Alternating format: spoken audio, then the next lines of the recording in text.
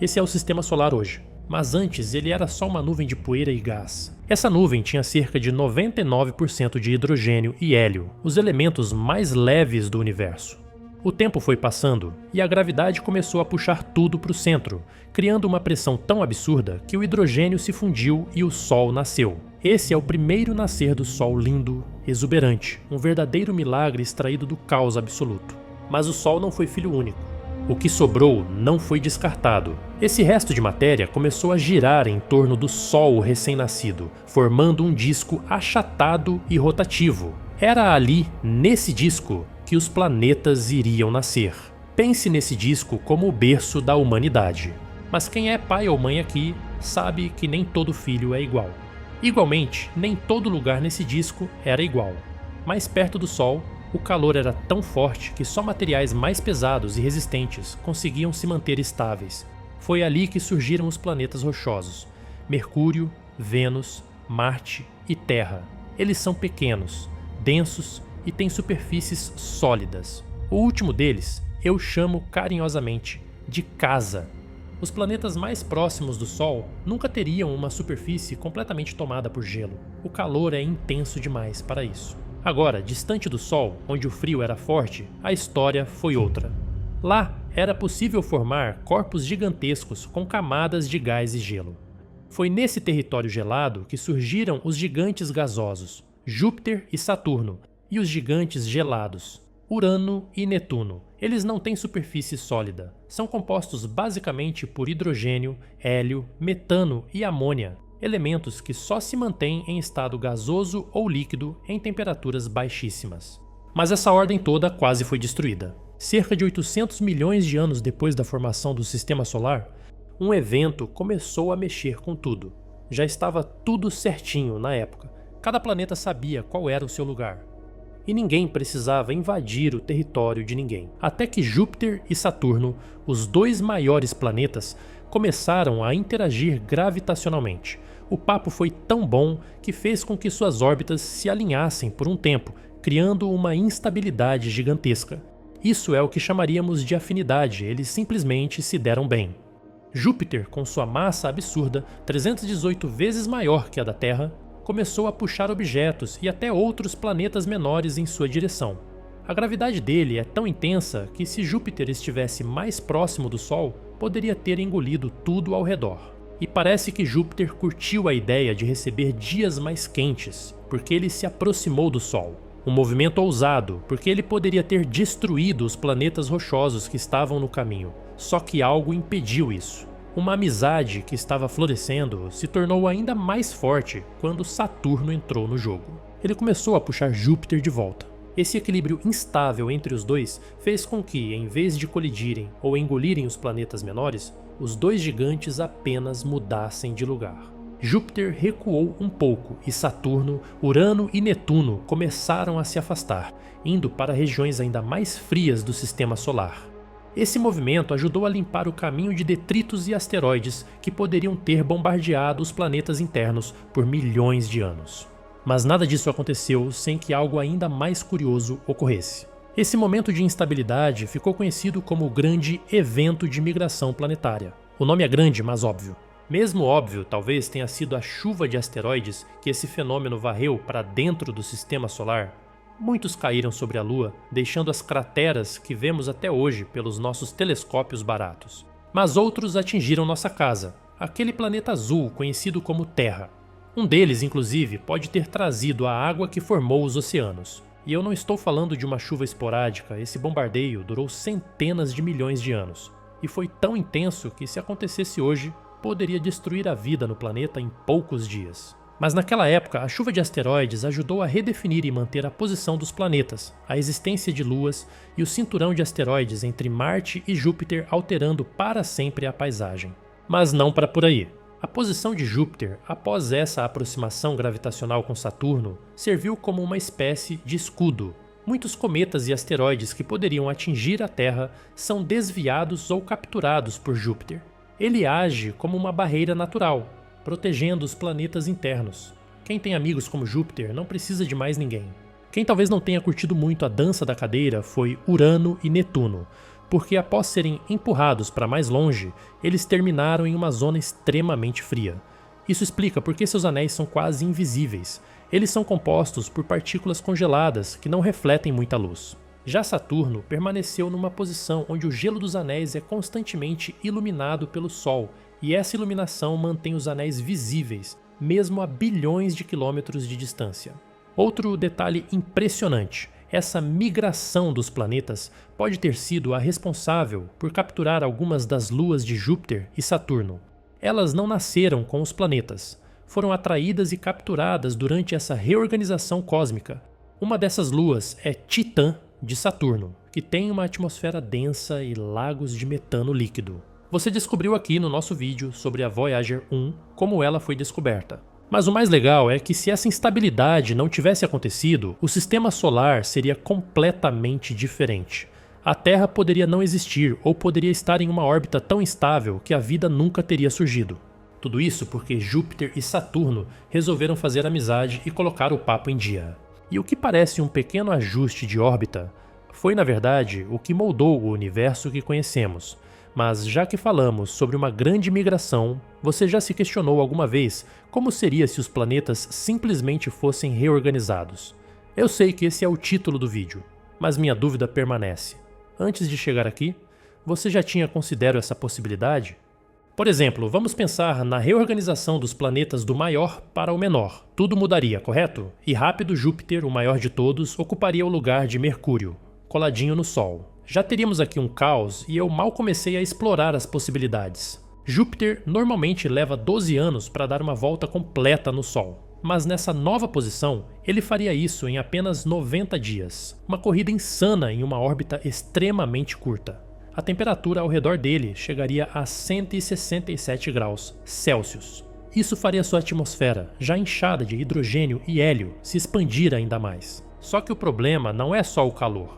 Júpiter é um gigante gasoso, não tem superfície sólida. Com tanta radiação e calor, seus ventos, que já passam de 600 km por hora, poderiam ficar ainda mais violentos. Tempestades como a Grande Mancha Vermelha ficariam descontroladas. Seria como colocar um furacão dentro de uma fornalha. Pense no fenômeno climático mais incrível e assustador, capturado por uma câmera. Agora imagine isso multiplicado por 1000. Mas se você quiser aumentar a aposta, que tal adicionarmos mais obstáculos? Júpiter tem dezenas de luas. As 3 maiores são Ganimedes, Calisto e Europa, todas cobertas de gelo. Europa, por exemplo, tem um oceano subterrâneo escondido sob sua crosta gelada. Se ela fosse levada junto com Júpiter para perto do Sol, o calor derreteria essa crosta. Durante alguns dias, talvez um oceano líquido aparecesse. Mas esse seria o problema, o maior deles. Sem atmosfera, sem proteção e com uma radiação solar absurda, essa água viraria vapor em pouco tempo. O que parecia uma chance de encontrar vida inteligente em outro planeta se tornaria rapidamente uma descoberta arqueológica. Isso transformaria qualquer vida lá em um fóssil instantâneo. Espere uma tragédia ainda maior com Calisto e Ganimedes. O gelo viraria vapor, os oceanos sumiriam e qualquer vida, mesmo que microscópica se existisse, seria cozida. Logo atrás de Júpiter, quem viria seria Saturno, e ele ocuparia a posição atual de Vênus. Só que tem um detalhe: Vênus já é o planeta mais quente do sistema solar, mesmo estando mais longe do Sol que Mercúrio. Isso acontece por causa do seu efeito estufa extremo. Agora imagine colocar Saturno nesse lugar.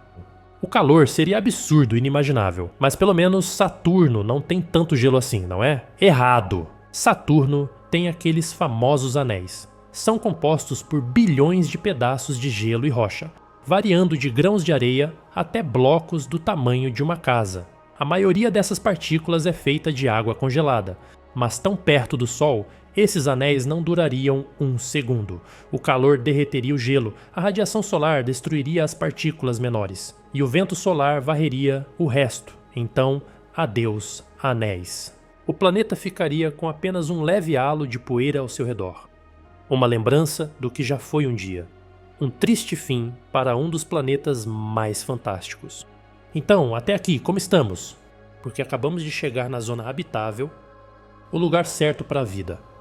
A famosa zona Goldilocks, nem quente demais, nem fria demais, perfeita para água líquida e, quem sabe, vida. Mas agora, quem ocuparia esse lugar seria Urano. Urano é um planeta gelado, com uma atmosfera composta de hidrogênio, hélio e metano. Suas temperaturas chegam a menos 224 graus Celsius, mas nesse novo posicionamento, ele receberia energia solar suficiente para aquecer sua atmosfera. Isso poderia derreter parte do gelo presente em suas nuvens superiores. E aqui entra um detalhe curioso. O metano, presente em Urano, pode reagir com outras moléculas e formar compostos orgânicos. Isso já foi observado em simulações de laboratório. Se o calor fosse suficiente, poderia surgir água líquida misturada com esses compostos, um ambiente com 2 ingredientes básicos para a vida. Mas tem um problema que não tem realmente uma solução. Urano não tem uma superfície sólida. É feito basicamente de gases e gelo, com um núcleo rochoso minúsculo lá no fundo. A pressão em suas camadas internas é absurda. Quem descesse alguns poucos quilômetros enfrentaria uma pressão milhares de vezes maior que a da Terra. Ou seja, se você arrumou suas malas para viver em Urano, é melhor repensar seu novo destino.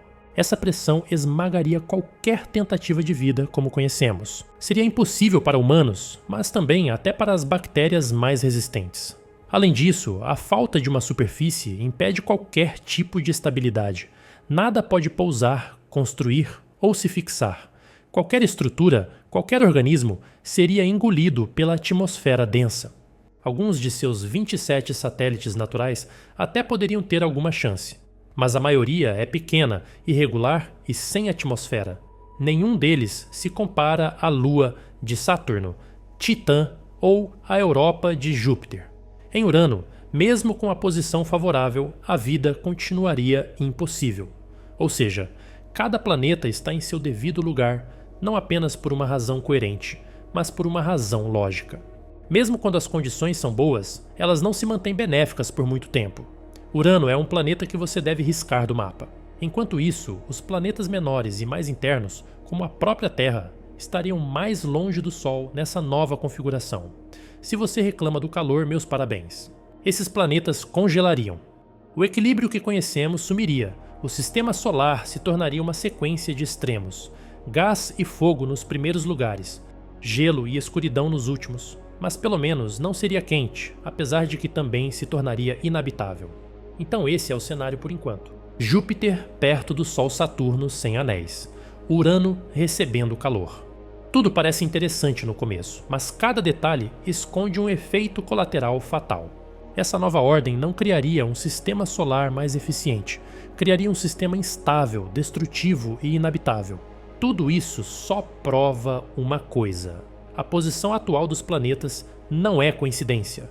É o resultado de bilhões de anos de caos, colisões, migrações e ajustes. E por mais que a ideia de reorganizar tudo pareça divertida, a realidade seria o fim da vida como conhecemos. Não tem segunda chance, mas nós podemos imaginar outras trocas. Pense, por exemplo, em Netuno no lugar de Marte. Parece uma simples troca, mas o resultado seria catastrófico. Netuno é o planeta mais distante do Sol na ordem atual. Frio, solitário, com ventos que passam dos 2.000 km/h. Agora imagine esse monstro azul ocupando uma posição muito mais próxima do Sol. O calor mudaria tudo. A temperatura média dele hoje é de menos 200 graus Celsius, mas perto da órbita de Marte, essa temperatura subiria drasticamente. Seu interior, que já emite mais calor do que recebe do Sol, agora receberia uma dose extra de energia. O resultado? Um aumento considerável na atividade atmosférica. Netuno já tem as tempestades mais violentas do sistema solar. Elas são gigantescas, do tamanho da Terra, e duram semanas. Com mais calor, essas tempestades ganhariam mais força. As nuvens de metano, amônia e água congelada começariam a se mover ainda mais rápido. Seriam tornados com raios, nuvens densas e ventos mais fortes que qualquer furacão na Terra. Mas eu já te falei aqui do maior furacão a atingir a Terra. Eu te garanto que ela é assustadora, mas não como essas que aconteceriam em Netuno. E aí começa o verdadeiro problema. Sim, porque eu mal comecei a falar dos problemas reais. A nova organização dos planetas colocaria Netuno, Urano, Saturno e Júpiter bem próximos uns dos outros. 4 gigantes, lado a lado, girando em torno do Sol em órbitas apertadas, todos com massas imensas, todos com campos gravitacionais poderosos. Essa proximidade criaria um caos gravitacional, cada um tentando puxar o outro. Pequenas mudanças nas órbitas se transformariam em colisões lentas, mas devastadoras. Os efeitos se espalhariam por todo o sistema solar. Satélites seriam arrancados de suas órbitas, asteroides mudariam de curso e planetas inteiros poderiam ser jogados para fora do sistema. Nada ficaria estável. Nesse cenário, a Terra perderia seu lugar privilegiado. Passaria a ocupar a 5ª posição entre Netuno e Vênus, uma posição gelada, muito gelada. Vocês já sabem o desfecho dessa história, mas o que eu não te contei antes é que existe uma forma de sobreviver. Infelizmente, eu não estou falando com você, porque a única forma de vida que resistiria por algum tempo estaria no fundo do mar, em regiões chamadas de fontes hidrotermais. São fendas no solo oceânico, por onde sai calor do núcleo da Terra. Ali, bactérias extremófilas conseguem sobreviver mesmo sem luz solar, usando o calor e os minerais dessas fontes. Mas fora isso, tudo acabaria. Dê adeus ao iPhone que você acabou de quitar. Você congelaria antes da nova versão, a atmosfera começaria a colapsar. Sem calor, os gases se condensariam, o ar ficaria rarefeito, respiração se tornaria impossível. A Terra viraria uma bola de gelo sem vida, um globo de neve para ser mais exato. E não para por aí. Se Vênus, Marte e Mercúrio forem colocados ainda mais distantes do Sol, a situação seria pior ainda. Esses 3 planetas já enfrentam condições extremas. Agora no frio extremo, se tornariam mundos mortos. Vênus perderia temperaturas que poderia chegar a 470 graus Celsius. Suas nuvens de ácido sulfúrico virariam neve tóxica. Ácido congelado caindo do céu. No solo, o dióxido de carbono se transformaria em gelo seco. Pode riscar do mapa Vênus também, nenhuma forma de vida inteligente passaria por perto. Marte, que já é gelado, se tornaria completamente inerte, sua fina atmosfera sumiria, o solo seria só rocha congelada. Mercúrio seria lançado para as bordas do sistema solar, com quase nenhuma atmosfera, ele seria congelado até o núcleo, sem chance de aquecimento, viraria um pedaço de pedra e metal flutuando no escuro. Enquanto isso, a instabilidade causada pelos gigantes gasosos continuaria. E o pior ainda estava por vir, eu juro que ainda não falei do pior. Júpiter começaria a capturar detritos e asteroides, lançando-os em direção ao centro do sistema solar. Seria uma nova era de bombardeios, planetas e luas atingidos por impactos gigantescos. É uma repetição do passado, mas em grande estilo. Uma reorganização por tamanho, não características específicas. Nada sobreviveria, ninguém escaparia, mas ainda bem que estamos jogando conversa fora.